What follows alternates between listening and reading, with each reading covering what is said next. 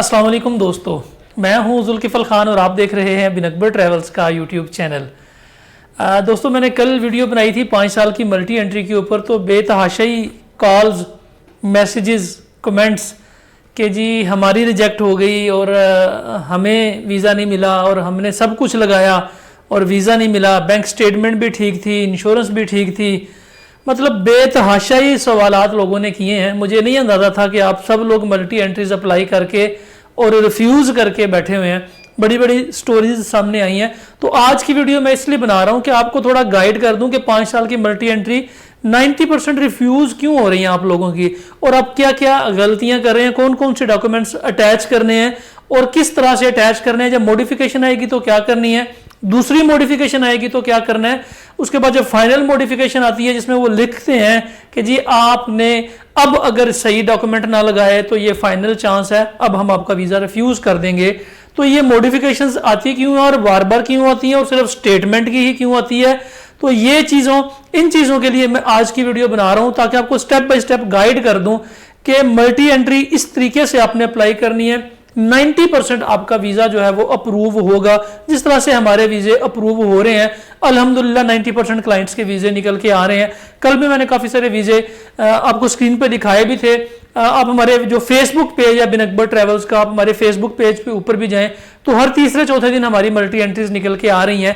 आप वहां पे भी उसको चेक कर सकते हैं। तो जिन दोस्तों ने अभी तक चैनल को सब्सक्राइब नहीं किया, चैनल को जरूर सब्सक्राइब कर लें, बेल आइकन को जरूर प्रेस कर दें ताकि ऐसी इंफॉर्मेटिव वीडियो आपको टाइम पे मिल सके, आप किसी भी नुकसान से बच सकें या किसी भी रिफ्यूजल से बच सकें। मल्टी एंट्री अप्लाई करने के लिए, जब आपने मल्टी एंट्री अप्लाई करने के लिए आईसीए की वेबसाइट के ऊपर जाके 5 years for all nationalities multi entry select करना है, तो नीचे जब आप जाएंगे, जब उसको स्टार्ट करेंगे अपना नाम देने के बाद, तो उसमें ऑप्शन आती है कि आपने मल्टी एंट्री कहाँ अप्लाई करनी है। आपने शारजा में करनी है, अलैन में करनी है, अबू धाबी में करनी है। आपने वहां पे अबू धाबी सेलेक्ट करना है। किसी और इमिग्रेशन में अप्लाई करने की कोशिश नहीं करनी, अबू धाबी में आपने अप्लाई करना है। अबू धाबी में वीज़ा रेशो सबसे बेहतर है। ना दुबई की करनी है, ना अलैन की, ना शारजा की, कहीं भी नहीं करनी। सिर्फ आपने अबू धाबी सेलेक्ट करके फिर आपने आगे प्रोसीड करना है। पहला काम तो आपने ये करना है। बाकी जब आप अपना नाम लिखते हैं, नाम के आगे आपने फादर नेम भी लिख देना है। मतलब आपका नाम है जी मोहम्मद इमरान और आपके वालिद का नाम है नदीम अली, तो आपने मोहम्मद इमरान नदीम अली लिख देना है, ठीक है। और फिर वो आगे अरबिक के अंदर ऑटोमेटिकली उसको कॉपी कर लेगा। एक तो ये 2 बड़ी मिस्टेक्स आती हैं अक्सर नाम के अंदर ना, तो आपने ये पहले काम करना है। उसके बाद जो डॉक्यूमेंट्स आपके पास होने चाहिए अप्लाई करने से पहले, आपकी जो बैंक स्टेटमेंट है इसको आपने स्कैन करके अपने पास PDF में डाउनलोड करके अपने पास रख लेना है। जिन दोस्तों को इस चीज़ का नहीं पता कि स्कैन करके इसको PDF में कैसे कन्वर्ट करना है, उनके लिए फिर यह है कि आप व्हाट्सएप पे कांटेक्ट कर लें, हम आपको उसका भी तरीकाकार समझा देंगे, ठीक है। आपने अपनी बैंक स्टेटमेंट लेनी है, कोशिश करनी है बैंक से लेटर हेड के ऊपर अपनी बैंक स्टेटमेंट लेनी है, क्योंकि होता ही है कि आजकल बैंक्स के पास लेटर हेड्स के ऊपर वो काम नहीं करते, तो सादे पेपर के ऊपर वो प्रिंट निकाल के दे देते हैं और उसके ऊपर साइन स्टैंप कर देते हैं, जो कि 90% मॉडिफिकेशन आ जाती है। कोशिश करनी है लेटर हेड के ऊपर। अगर बैंक कहता है कि जी हमारे पास लेटर हेड नहीं है, हमारे पास सेम यही फॉर्मेट है, तो बैंक से रिक्वेस्ट करें कि जी हमें कलर कॉपी आप निकाल दें, कलर प्रिंटर के ऊपर निकाल दें, या प्रिंटर अपना ले जाए, उन्हें कहा भाई प्रिंटर हम दे देते हैं, आप इस प्रिंटर के ऊपर निकालें। एटलीस्ट ये लगे तो सही कि ये जो कॉपी है ये बैंक की तरफ से इशूड है। जो लोग इसको स्टेटमेंट को डाउनलोड्स करके आप लगा रहे हैं, अगर आपने स्टेटमेंट डाउनलोड करनी है तो उसका भी फिर कलर प्रिंट निकाल के बैंक में लेके जाएं, उन्होंने बोला इसको साइन स्टैंप कर दें। एक तो ये करना। दूसरा, अगर आपकी बैंक स्टेटमेंट ज़्यादा पेजेस की है, बहुत ज़्यादा पेजेस हैं आपकी बैंक स्टेटमेंट के ऊपर, वो उसमें नहीं आ रही, प्रॉपर फॉर्मेट में नहीं आ रही, 2 MB से बड़ा साइज बन रहा है उसका, तो आप कोशिश करें पहले 4-5 पेजेस, दरमियान में से कुछ पेजेस और आखिरी 4-5 पेजेस, इनको लगा के आप इसको अपना वीज़ा अप्लाई कर दें। और कोशिश ये करें कि अगर आपकी बैंक स्टेटमेंट के ऊपर IBAN नंबर आ रहा है तो सबसे बेहतर है, क्योंकि ज़्यादातर जो UAE है वो IBAN नंबर को फॉलो करता है। उनके पास ऐसा कोई सिस्टम नहीं है कि आपका बैंक अकाउंट एंटर करेंगे तो आपका डिटेल्स आ जाएंगी। कोशिश करें कि आपके स्टेटमेंट के ऊपर IBAN नंबर लिखा हुआ हो। अगर IBAN नंबर नहीं है तो बैंक से रिक्वेस्ट करें कि उसके ऊपर IBAN नंबर लिख दें। अगर वो नहीं कर सकते तो हाथ से लिख दें उसके ऊपर IBAN नंबर, ताकि एटलीस्ट उन्हें कुछ नजर तो आए।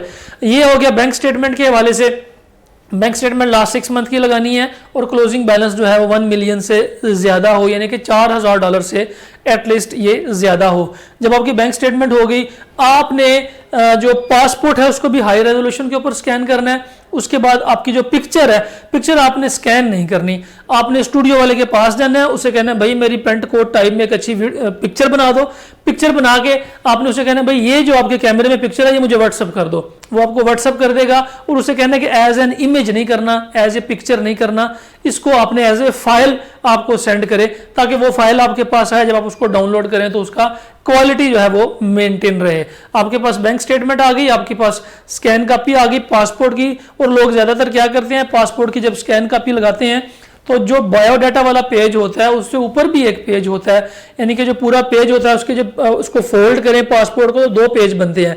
एक पेज के ऊपर आपका बायोडाटा और एक पेज के ऊपर सिर्फ कुछ हदायत लिखी होती हैं, लोग इसको भी स्कैन कर लेते हैं। आपने सिर्फ जो बायोडाटा वाला पेज है जिसके ऊपर आपकी पिक्चर, आपका place of birth, passport number वगैरह लिखा हुआ है, आपने सिर्फ इतने से हिस्से को स्कैन करके बाकी एरिया को कट कर देना, सिर्फ इतने से हिस्से को स्कैन करके आपने अपने पास रख लेना है। ये डॉक्यूमेंट्स आपने कर लेने हैं। अगर आप टिकट बना सकते हैं ऑनलाइन, टिकट बना लें, होटल बुकिंग ऑनलाइन कर सकते हैं तो कर लें। सबसे बेहतर तो ये है कि आपके पास यूएई में कोई स्पॉन्सर होना चाहिए, कोई ऐसा दोस्त जिसके नाम पे कोई रेंट एग्रीमेंट है, जिसके नाम के ऊपर किसी अच्छे वीज़ा का कैटेगरी है उसके पास, और उसकी जो मंथली सैलरी वो भी अच्छी है, जिसके पास कोई लैंडलाइन नंबर हो और उसके पास अपना मोबाइल नंबर हो। ये 4 चीजें अगर आप लगा देते हैं तो वीजा लगने के रेशो बहुत बेहतर हो जाती है। लोग होटल बुकिंग लगा देते हैं, होटल का फोन नंबर, लैंडलाइन नंबर दे देते हैं, तो अक्सर मॉडिफिकेशन आ जाती है। लेकिन बार बार बता रहा हूं कि मॉडिफिकेशन आपको बैंक स्टेटमेंट की ही आएगी, क्योंकि सबसे ऊपर आपने बैंक स्टेटमेंट अटैच की होती है, तो फिर वो सबसे पहले आपको जो मॉडिफिकेशन भेजते हैं वो बैंक स्टेटमेंट की ही भेजते हैं। अच्छा, अब आपने सारे डॉक्यूमेंट्स बिल्कुल ठीक लगा दिए और आपको मॉडिफिकेशन आ गई जी कशफुल हिसाब की कि जी आप बैंक स्टेटमेंट को चेंज करें। आपने सिंपल करना क्या है, आपने उसी बैंक स्टेटमेंट में कोई चेंजिंग नहीं करनी जो मैंने आगे आपको बताई है। आपने उसी बैंक स्टेटमेंट को जस्ट रीनेम करना है। अगर आपने पहले लिखा हुआ था बैंक स्टेटमेंट, तो अब आपने उसे कर देना है बैंक स्टेटमेंट मोहम्मद इमरान, जो भी आपका नाम है, bank statement Mohammed Imran, bank passport copy Mohammed Imran, picture Mohammed Imran करके दोबारा अटैच करके उसको अपलोड कर दें, क्योंकि आईसीए का जो सिस्टम है वो पहली मॉडिफिकेशन ऑटो पे जनरेट करके आपको भेज देता है। उसके बाद फिर आपको अगर दोबारा मॉडिफिकेशन आ गई, आपने मॉडिफिकेशन की और आपको दोबारा मॉडिफिकेशन आ गई, फिर वही कुछ लिखा आ गया, फिर आपने कुछ नहीं करना, फिर आपने उसी स्टेटमेंट को रीनेम करके फिर दोबारा से अटैच कर देना है। और आपने ये काम फौरन नहीं करना। आपने आज वीजा अप्लाई किया, आपको 24 घंटों के अंदर अंदर मॉडिफिकेशन आ गई, आपने उस मॉडिफिकेशन का रिप्लाई 24 घंटे में नहीं करना, फौरन नहीं करना। आपने 2-3 दिन वेट करना है। 2-3 दिन वेट करके समटाइम्स उसको ऑटो अपडेट कर देते हैं, तो आपने 2-3 दिन वेट करने के बाद वो मॉडिफिकेशन करनी है, क्योंकि आप जैसे ही मॉडिफिकेशन करेंगे ठीक 1 घंटे बाद दोबारा मॉडिफिकेशन आ जाएगी, फिर दोबारा करेंगे, फिर 24 घंटे बाद आपको फाइनल नोटिस आ जाएगा। तो आपने 2 से 3 दिन का गैप रख के अपने मॉडिफिकेशन को अपडेट करना है, ताकि आपको वो जो सिस्टम उनका ऑटो जनरेट कर रहा है, उस चीजों को ऑटो जनरेशन कर रहा है बार बार, वो उसमें से उसको गैप मिल जाए तो वो इसको एक्सेप्ट कर ले। एक तो आपने ये करना है। दूसरा, समटाइम्स होता है 25% केसेस में या 15% केसेस में कि वो आपसे टिकट मांग लेते हैं और होटल बुकिंग मांग लेते हैं। अगर आपने वो सही नहीं लगाई हुई तो आपने टिकट किसी ट्रैवल एजेंट से बनवा के तो वो साथ लगा देनी है, और होटल बुकिंग जो है वो किसी ट्रैवल एजेंट से बनवा देनी है जिसके ऊपर ये ना लिखा हो कि टू बी पेड, कि अभी इसकी पेमेंट होने वाली है, उसके ऊपर पेमेंट की कोई जिक्र ना हो और आपने उसको साथ में अटैच कर देना है, साथ लगा देना है। ये तो आती है रेगुलर किस्म की वो प्रॉब्लम्स आती हैं। समटाइम्स आपकी पिक्चर का इशू भी आ जाता है कि पिक्चर जो है वो कुछ लोगों ने बहुत डिस्टेंस से, जैसे आप मुझे देख रहे हैं तो यहां तक ये साइज आ रहा है, तो पिक्चर का साइज भी आपने कोशिश करना है कि आपकी गर्दन तक और शोल्डर्स तक पिक्चर का साइज जो है वो साथ लगा के आपने उसको अटैच करके भेजना है। और जो बाकी इसमें चीजें हैं, अगर कोई आपसे बाकी मजीद चीजें वो ऐड करते हैं, बाकी मजीद चीजें मांग लेते हैं, कोई एक्स्ट्रा डॉक्यूमेंट मांग लेते हैं, शारजा वाले ये एक्स्ट्रा डॉक्यूमेंट मांगते हैं या दुबई वाले मांगते हैं, अबू धाबी की इससे ज्यादा कोई रिक्वायरमेंट नहीं होती। तो अपने अपनी बैंक स्टेटमेंट को भी इस तरह से मेंटेन करना है, पासपोर्ट कॉपी को और पिक्चर को और कोशिश करना है कि स्पॉन्सर जो है वो आपको कोई अच्छा और तगड़ा स्पॉन्सर मिल जाए ताकि आपका वीज़ा अप्लाई करने में आसानी हो। ये थी इसकी मेन टिप्स। जो लोग मुझे कल से मैसेजेस कर रहे हैं, कमेंट्स कर रहे हैं, व्हाट्सएप के ऊपर कॉल्स कर रहे हैं और पूछ रहे हैं कि जी हमारा वीज़ा रिफ्यूज़ हो गया, ये हमारी एप्लीकेशन ओपन करके चेक करें कि इसको कैसे ठीक करें, कैसे बेहतर करें। तो ये सारी टिप्स उन दोस्तों के लिए हैं जो कि अपनी एप्लीकेशन को दोबारा से देख सकते हैं, दोबारा से उसको रिवाइज कर सकते हैं। अगर वीज़ा रिफ्यूज़ हो गया, रिफंड अप्लाई करें, दोबारा से अप्लाई कर दें। फिलहाल के लिए इतना ही। अपना और अपने साथ रहने वालों का खास ख्याल रखिएगा, अपने इस चैनल का भी। मुझे दें इजाज़त। अल्लाह हाफिज़।